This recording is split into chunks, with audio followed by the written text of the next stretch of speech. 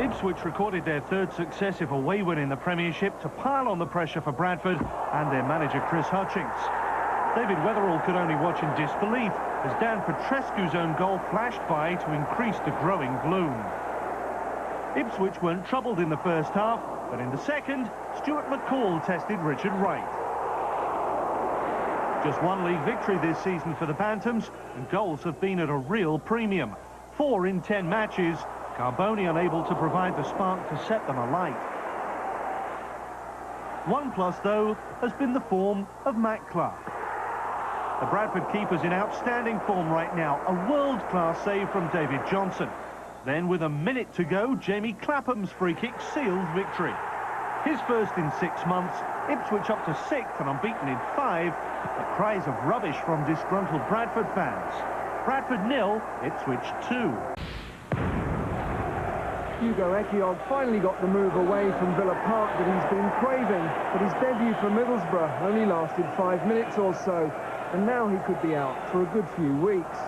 Gianluca Festa replaced him, and it was Borough who came closest to a first-half goal. Paul Ince, Hamilton Ricard, Brian Deane and Andy Campbell all having a go. Borough boss Brian Robson complained afterwards that his side never get fair treatment when Mike Riley is the referee. And Robson certainly wasn't happy when no penalty was given following Mark Kinsella's tangle with Campbell just before half-time.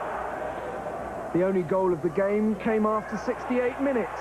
Shortly after his introduction, Matthias Svensson headed in Klaus Jensen's free kick, thereby marking his Premiership debut with a goal.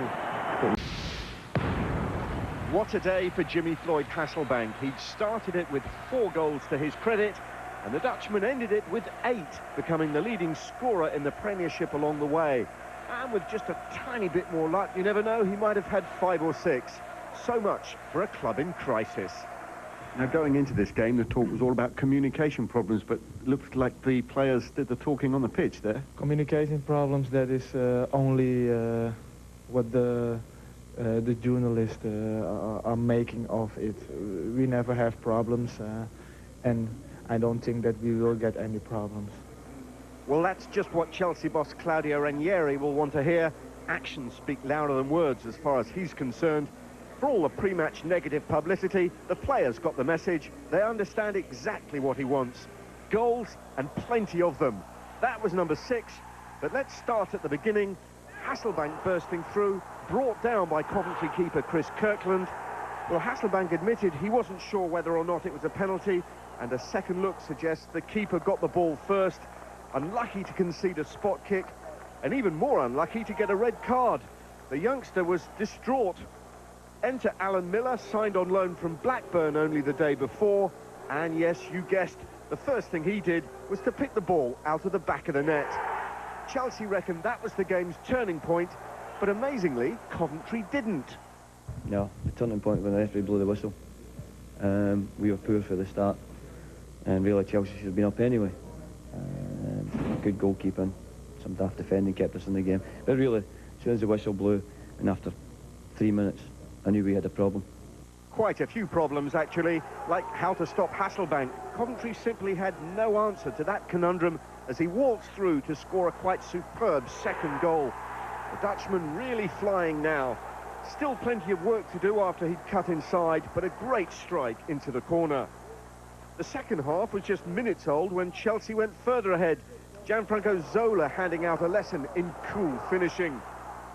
That was the goal which killed the game off as a contest, and the little Italian knew it. Chelsea weren't finished yet, though. Gus Poyet's cross, Zola's shot, and Hasselbaink there to pick up the pieces. His first ever hat-trick in England, and Chelsea were 4-0 up.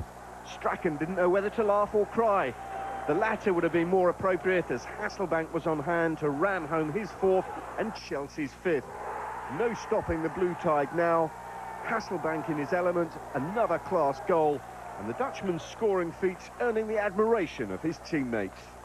He was absolutely fantastic. I think it's very important for a striker when he has a couple of opportunities, like he had in the first half, and he didn't score, to have the confidence to take the penalty, to score, and to keep going on and trying to score in as much as possible. The icing on the cake, as they say, some marvellous skill by Celestine Babiaro to set up a sixth for Tor-Andre Flo, and we were still only midway through the second half. If you can play that well at home, can you now transfer that form away? Se puoi giocare così bene a casa, puoi anche giocare così bene fuori casa. È quello che dico ai ragazzi. That's what he says to the players. He should certainly tell Ed de Goey to practice his ball control. The Dutchman gifted Coventry a consolation. Cedric Roussel the beneficiary, as de Goey was made to look a bit of a Charlie. But Chelsea are back with a vengeance, that much is obvious, whatever language you speak. The English, how are we doing? Un altro pensiero come va con l'inglese. Very well, thank you. Yes, this Italian is clearly getting his message across. Liverpool, though, you would think still have a fair bit to offer.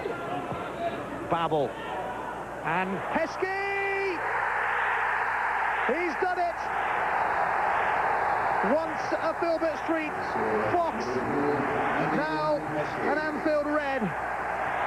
A magic moment to savour for Emile Heskey. And finally, Leicester's defence has been prized apart. And finally, their outstanding goalkeeper has been beaten.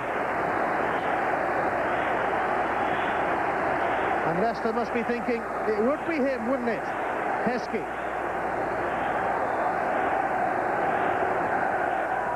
Ziga's throw, gets it back from Fowler. Ziga's cross. McAllister looking to scoop it up. Haman does scoop it up. Fierce drive, but always rising from Didi Haman.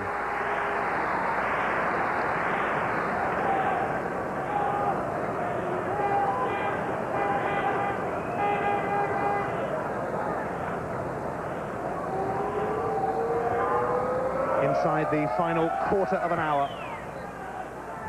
Frank Sinclair may well be coming on for Leicester soon, and Danny Murphy as well for Liverpool, warming up. So we could see further changes shortly. McAllister. Heskey, he's timed it right.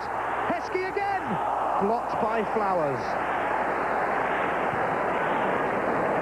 Here's Berger. Haman. Gerrard. Lost out that time to Guppy, but Babel should have this covered. Well played, lad.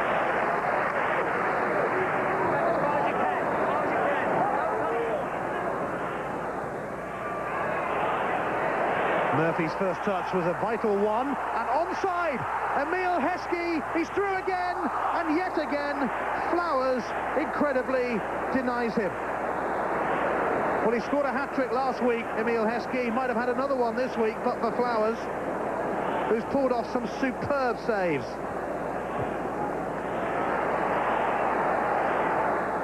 Here's Barmby. Gerrard. And it might come through to Danny Murphy. Can he get there? Silvestre. And York had a swing, and from that range, well, you half expect the net to be bulging.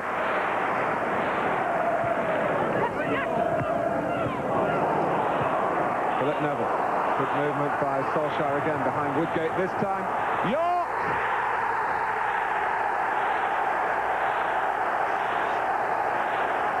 On Wednesday, his first goal of the season. Today, his first Premiership goal of the season. Well, I did warn you, once you start, you're likely to get another. He might actually have been offside in the build-up just there. You see Solskjaer very much touch and go. But what a ball in from Ole Gunnar Solskjaer. Right down that, well, channel of uncertainty between the defenders, the goalkeeper. No one wants to go for it. York's high in confidence, scores in midweek. First of the season, league-wise.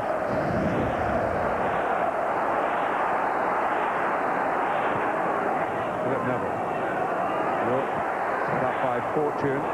Quick reactions by Solskjaer and by Kelly, to be fair to him. Still Solskjaer, beaten away by Robinson. Oh, what a save by the young man again. He's made two absolutely blinding saves this afternoon. Here's Solskjaer. He won't get that. Just came off the heel of I tell you what, Martin. That's Burns on Solskjaer. Problem. He just pushed them now. There'll be a free kick given here. They got tangled at the edge of the box. The young lad has reacted here. Might well get a yellow card. He's indicating he was getting pulled back by Solskjaer. He might just going to talk to both of them. But I think a free kick's definitely been given. It's Beckham, deflected, 2-0. So it turned out to be a really crucial moment. The incident that led to the free kick that's led to Manchester United in a much more comfortable situation early in the second half. Well, there's no doubt David Beckham has changed this game, the shape of it, the way it's gone.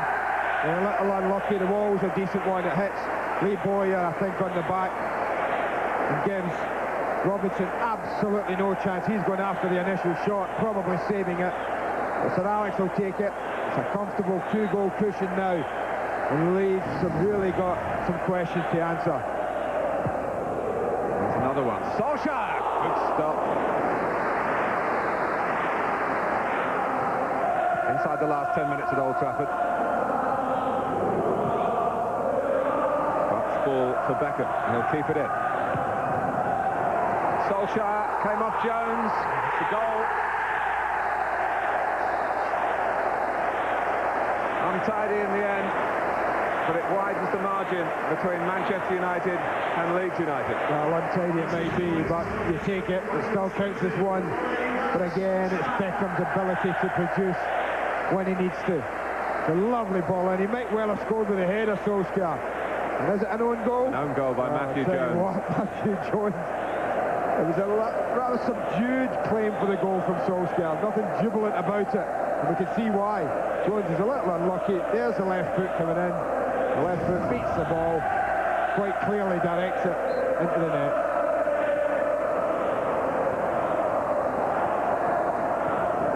They could be overrun here at the last, but for the goalkeeper.